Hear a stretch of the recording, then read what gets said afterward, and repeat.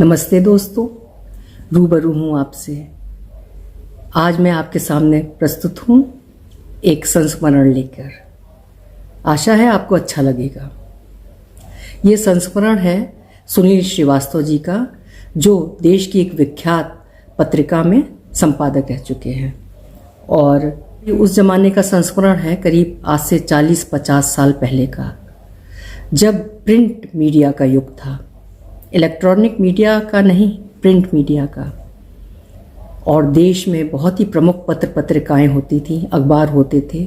लोग बहुत शौक से पाठन किया करते थे, पढ़ा करते थे। उस ज़माने का मैं एक संस्मरण सुना रही हूँ सुनील श्रीवास्तव जी का। वो उस समय की एक प्रमुख पत्रिका धर्मयुग में संपादक रह चुके थे। धर्मवीर भारती जी के असिस्टेंट थे। धर्मवीर भारती जी का आपने नाम सुना होगा। वो बहुत साल तक, लंबे टाइम तक धर्मयुग के संपादक रहे थे और बहुत सारे लेखकों को उन्होंने जौहरी की तरह तराशा था। और तब के लेखक आज हिंदी साहित्य के स्तंभ बने हुए हैं। तो मैं तभी का संस्मरण सुना रही हूँ। हालांकि ये संस्मरण मैंने सोशल मीडिया में ही पढ़ा था और फिर मैंने सुनील श्रीवास्तव जी से अनुमति ली थी, क्या मैं इस संस्मरण को पढ़ के सुना दूँ अपने श्रोताओं को, और उन्होंने सहर्ष अनुमति दी। तो ये उस टाइम का संस्मरण है जब हिंदी उर्दू की ख्याति प्राप्त लेखिका इस्मत चुगताई जी जीवित थी। तो शुरू करती हूँ, मैं संस्मरण पढ़ के आपको सुनाती हूँ। उम्मीद है आपको पसंद जरूर आएगा। इस्मत चुगताई को पान खिलाकर लिखवाया लेख। इस्मत चुगताई को भला कौन नहीं जानता, उर्दू की बड़ी लेखिका जो थी। मैं धर्मयुग में जाने से पहले उनकी कई कहानियां पढ़ चुका था। उनकी मशहूर कहानी लिहाफ की बहुत चर्चा हुई थी, जिस पर लाहौर हाई कोर्ट में उन पर मुकदमा भी चला था, लेकिन बाद में खारिज हो गया था। उर्दू साहित्य में मंटो, इस्मत चुगताई, कृष्णचंद्र और राजेंद्र सिंह बेदी उस समय उर्दू के 4 महारथी माने जाते थे। खैर, उन दिनों मैं धर्मयुग में कहानी और उपन्यास के अलावा फिल्म स्तंभ भी देखता था। एक दिन भारती जी ने मुझे अपने केबिन में बुलाया। उस समय वो आराम की मुद्रा में कुर्सी से पीठ टिकाए सिगार पी रहे थे। मुझे देखते ही बैठने का इशारा किया। सिगार की राख एस्ट्रे में झाड़ी और पूछा, इस्मत चुगताई को जानते हैं आप? जी हाँ, उनकी कुछ कहानियां पढ़ी हैं मैंने। कौन सी कहानी? उन्होंने पूछा। लिहाफ। मेरे मुंह से इतना निकला ही था कि भारती जी के होंठों पर हल्की सी मुस्कुराहट उभर गई। हालांकि मैं उनकी चर्चित कहानियां चिड़ी की दुक्की, चौथी का जोड़ा, हिंदुस्तान छोड़ दो आदि पढ़ी थी, लेकिन उस वक्त लिहाफ का नाम ही जुबान पर आया। इस्मत आपा ने शशि कपूर की फिल्म जुनून में अभिनय किया है। इस पर एक लेख लिखवाइए कि उन्होंने इस फिल्म में कैसे अभिनय किया। भारती जी ने कहा मुझसे। मैं थोड़ी देर खामोश खड़ा रहा। फिर भारती जी ने कहा कि लल्ला, अर्थात वरिष्ठ सहायक संपादक योगेंद्र कुमार लल्ला जी से उनके घर का पता पूछ लीजिए, वे बता देंगे। मैंने कुछ नहीं कहा और सीधे लल्ला जी के पास गया और सारी बातें उनको बताई। उन्होंने एक सज्जन का पता दिया और कहा कि मेरा नाम बताना, वो तुमको आपा से मिलवा देंगे। वे चर्च गेट स्टेशन के पास रहते हैं। मेरी चिंता काफ़ी हद तक खत्म हो गई थी। उस दिन मैं लल्ला जी के मित्र की सहायता से इस्मत आपा के घर पहुंचा। उन्होंने मेरा परिचय कराया, फिर चले गए। थोड़ी देर तो मैं आपा और उनके घर का मुआयना करता रहा। इसी बीच उनकी बेटी आई। शायद वो किसी एयरलाइंस में काम करती थी। आपा ने उससे कुछ बातें की, फिर मेरी ओर मुखातिब हुई। कहिए, कैसे आना हुआ? उन्होंने पूछा। मैं सुनील श्रीवास्तव, धर्मयुग में उप संपादक हूँ। भारती जी ने आपसे एक लेख लिखवाने के लिए निवेदन करने को कहा है। मैंने उनको बताया। किस विषय पर लिखना है? आपा ने पूछा। जी, आपने शशि कपूर की फिल्म जुनून में अभिनय किया है, उसी के बारे में कुछ लिख दीजिए। मैंने आग्रह किया। मैंने किसी जुनून फुनून में काम नहीं किया है, मैं इस पर क्या लिखूं? भारती जी से कहिए कि कोई और विषय हो तो उस पर लिखने पर विचार कर सकती हूं। आपा ने सपाट उत्तर दिया। लेकिन उन्होंने इसी पर लिखने के लिए आपसे आग्रह करने को कहा है। मैंने कहा, मैं कोई मुकम्मल एक्ट्रेस तो नहीं हूं, वो तो उस वक्त की बात थी, झटके में सब हो गया। श्याम बेनेगल और शशि कपूर ने कहा तो मैंने सोचा कि चलो एक बार फिर अभिनय करके देख लेती हूं, इसके अलावा कुछ नहीं। आपा ने कहा, इसी को क्रम से लिख दें तो अच्छा होगा। मैंने गुजारिश की, इसमें क्रम से लिखने की कौन सी बात है जो मैं लिख दूं? मैं बिल्कुल नहीं लिखूंगी। आपा ने सिरे से नकार दिया। मैं खामोशी से बैठा रहा और चाय की चुस्कियां लेता रहा। मुझे यह भी याद नहीं कि आपा ने क्या क्या पूछा था मुझसे। दूसरे दिन दफ्तर गया और भारती जी से मिलकर सारी बातें बताई तो वे हंसकर रह गए। हाँ, इतना जरूर कहा कि अभी तो विषय कोई दिमाग में है नहीं, बाद में बताऊंगा।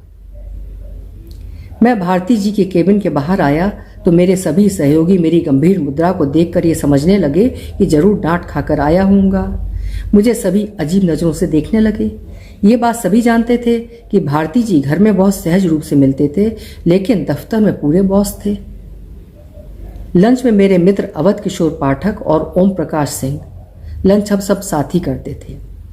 ने पूछा तो मैंने सहज रूप से बता दिया और कहा कि यार, अगर आपा लेख लिख देती तो अच्छा था, इसलिए मैं गंभीर हो गया था। खैर, बात आई गई हो गई। मैं पान खाता था।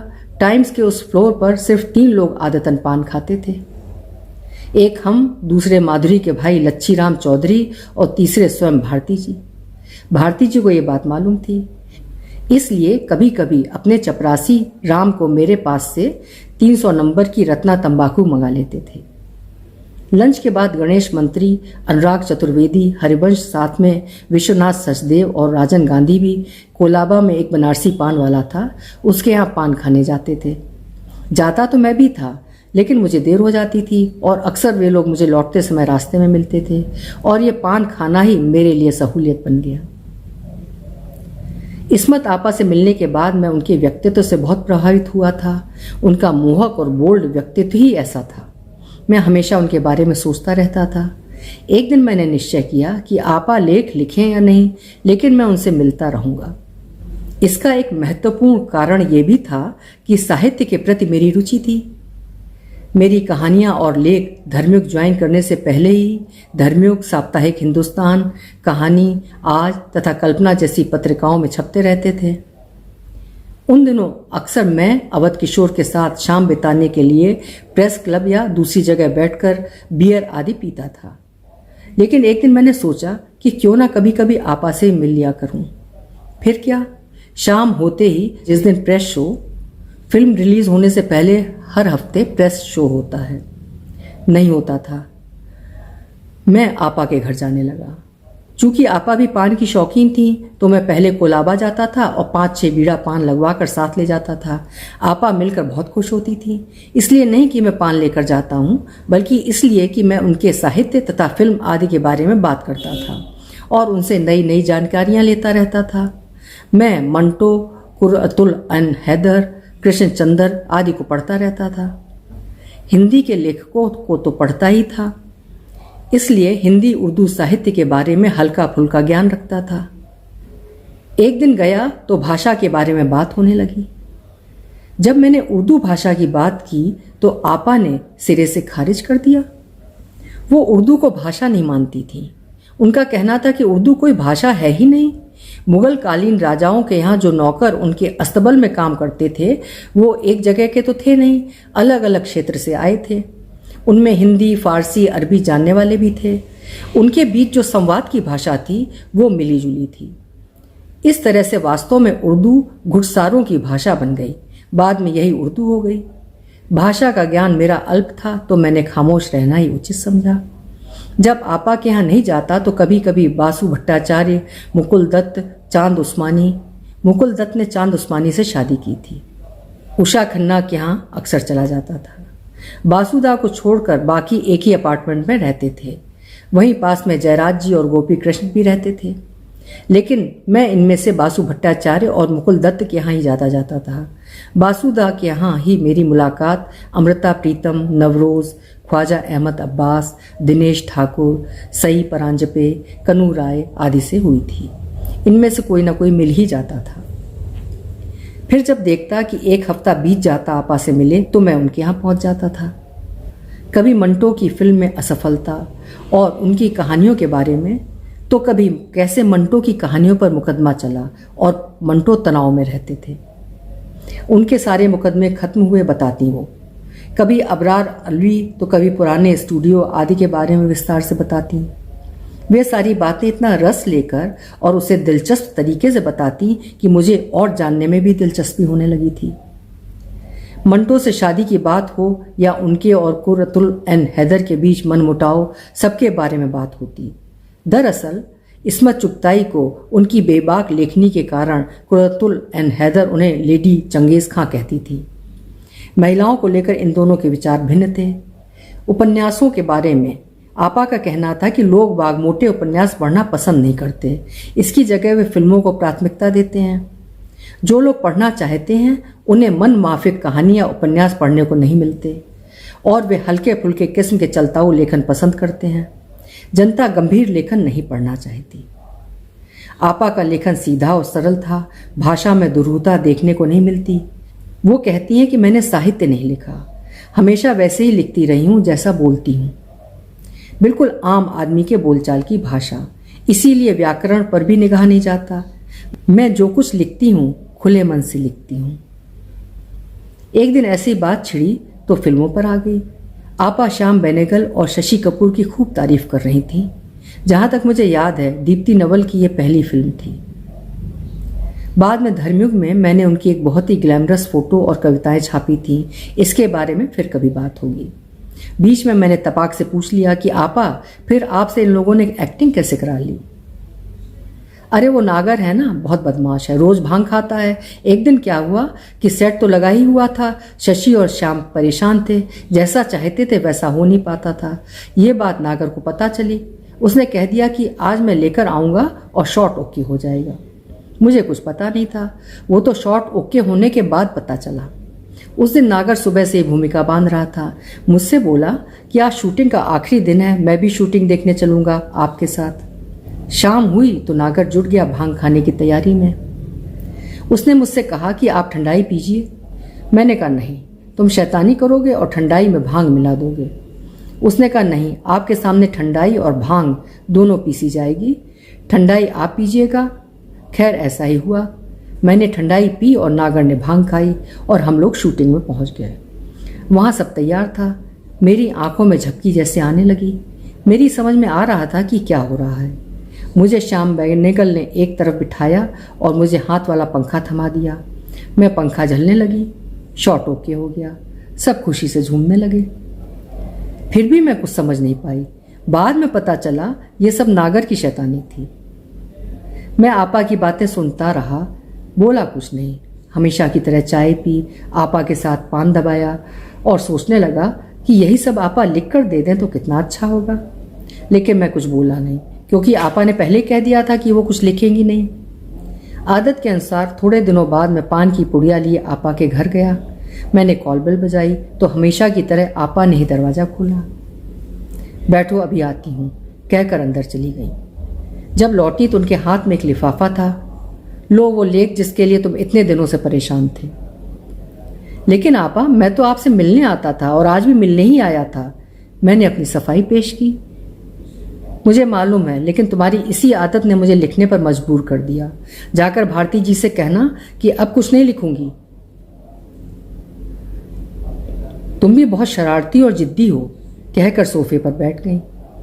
चाय पीने के बाद पान की पुड़िया पकड़ा दी, पान खाई और कहने लगी, तुम जैसे युवा बच्चों की हट बड़ी बुरी होती है, लेकिन अच्छी भी लगती है।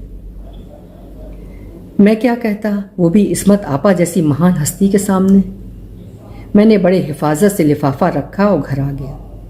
अगले दिन दफ्तर गया और भारती जी को लिफाफा दिया और कहा कि इस्मत आपा का लेख है जो लिखने के लिए कहा था, और मैं बाहर अपनी सीट पर आकर बैठ गया। थोड़ी देर बाद भारती जी ने बुलाया और लेख देते हुए कहा कि इसे जो अंक प्रेस में जा रहा है उसमें ले लीजिए, और अपनी डमी निकाली और नोट करके हमें बता दिया कि किस पेज पर लेना है। मैंने लेख का शीर्षक देखा तो भारती जी ने अपने हाथ से लिखा था, मैंने एक्टिंग की, मैंने एक्टिंग नहीं की। मैंने इस तरह बनारसी पान खिला खिलाकर न सिर्फ इस्मत आपा से लेख लिखवा लिया, बल्कि उनका स्नेह पाने में भी सफल रहा। जब तक धर्मयुग में था उनके यहाँ जाता रहा, बाद में धर्मयुग छोड़ने के बाद नहीं मिल पाया, जिसका हमें आज भी अफसोस है। बहुत ही सुंदर संस्मरण था। मैंने जब इसे पढ़ा तो मेरा मन हुआ कि मैं जल्दी से जल्दी इसको आपको सुना दूं, और सुनील श्रीवास्तव जी से मैंने अनुमति मांगी और उन्होंने सहर्ष दी भी। और मुझे उम्मीद है कि संस्मरण आपको अच्छा लगा होगा। जिन महान लेखकों की आप कहानी सुनते हैं, उनके जीवन के व्यक्तिगत संस्मरण सुनकर आपको अच्छी अनुभूति होगी। फिर तो मुझे आज्ञा दीजिए। नमस्ते।